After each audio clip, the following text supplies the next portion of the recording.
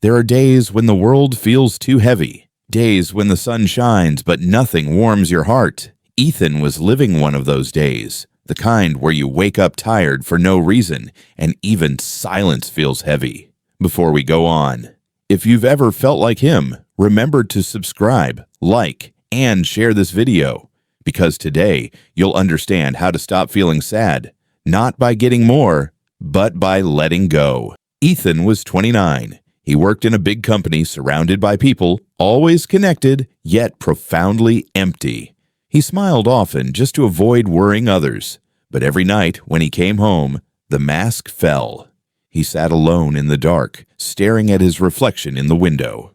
"Why can't I feel happy anymore?" he whispered.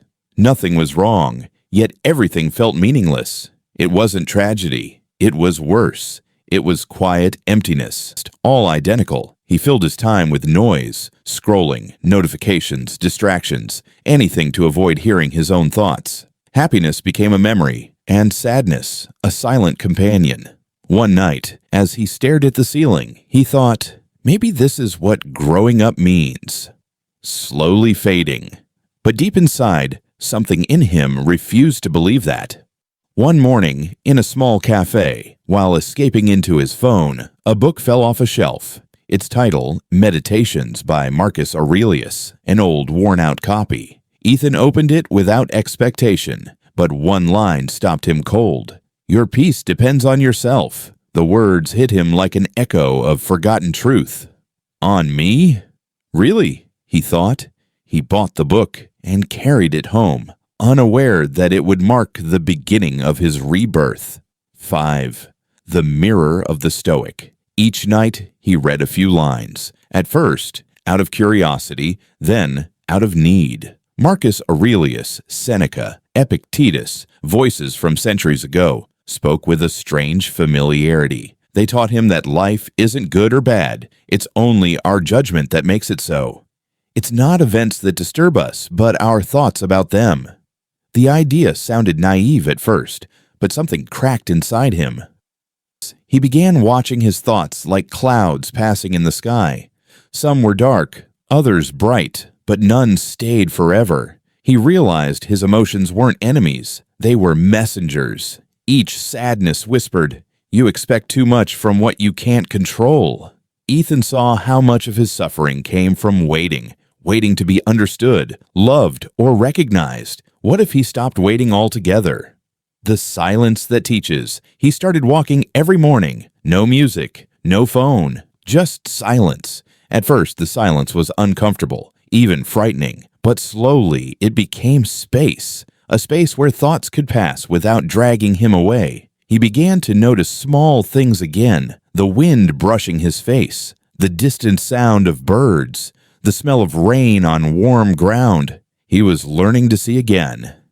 One evening, the sadness returned, heavy and familiar.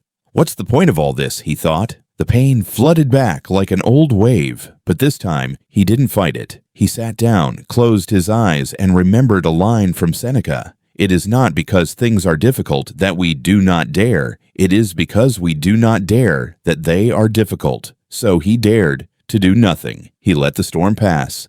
Not found. The next morning, something had shifted. Not much, just a lightness. He realized joy isn't a permanent state. It's a practice. It's not about removing pain, but about taking away its power. Each accepted thought grew lighter. Each mindful moment brought a piece of peace back. Ethan was rebuilding himself, quietly, one breath at a time. Slowly, he learned to love without expecting, to give without needing, to work without losing himself. He understood that life doesn't owe him happiness. It was his duty to learn how to be happy, regardless. One evening, as he watched the sunset, he whispered, "I can't control everything, but I can control my response."